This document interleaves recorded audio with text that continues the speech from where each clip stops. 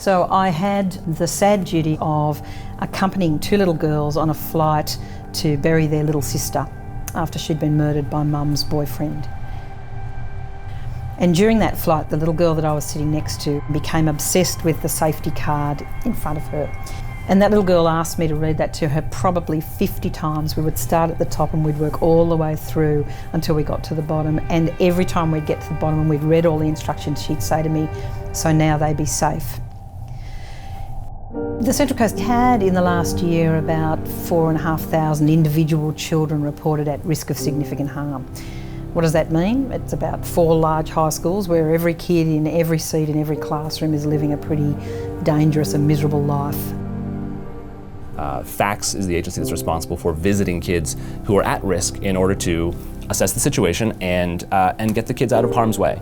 When we got there, only 28% of kids who were actually at risk of serious harm were getting the mandatory visits they needed to get. The assessment process itself was quite clunky and disjointed. You know, the agencies operated in silos. It used to be really difficult working with FACS. You'd ring someone and they weren't available, so someone needed to get back to you. So it was leaving messages, it was 2 or 3 days of phone tag. You had kids whose lives were falling apart and I was waiting for someone to get back to me. It was really disheartening. So Second Road came in and we convened a co-design process, which was to bring together FACS along with all of the other agencies that are involved to collectively redesign how the system could work. When we came to Second Road, it was an extraordinary opportunity.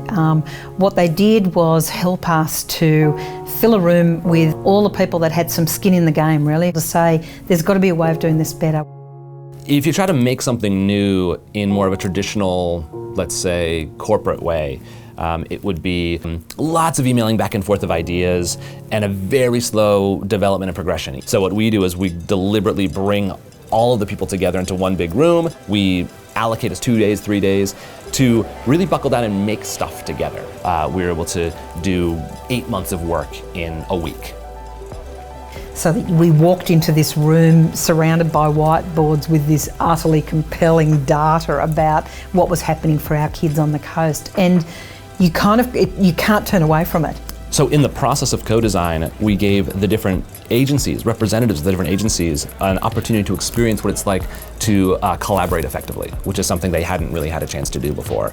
And that increased the levels of trust between the different organizations. It increased the levels of production and effectiveness between them as well. The beauty of co-design is once you've been in that space and you've genuinely jointly designed what you believe is the solution, you're all accountable for its implementation.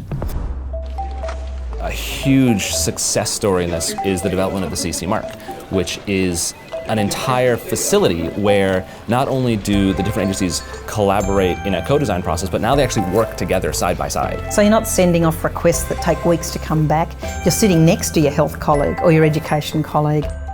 It is a different way of working together, a really meaningful way of working together.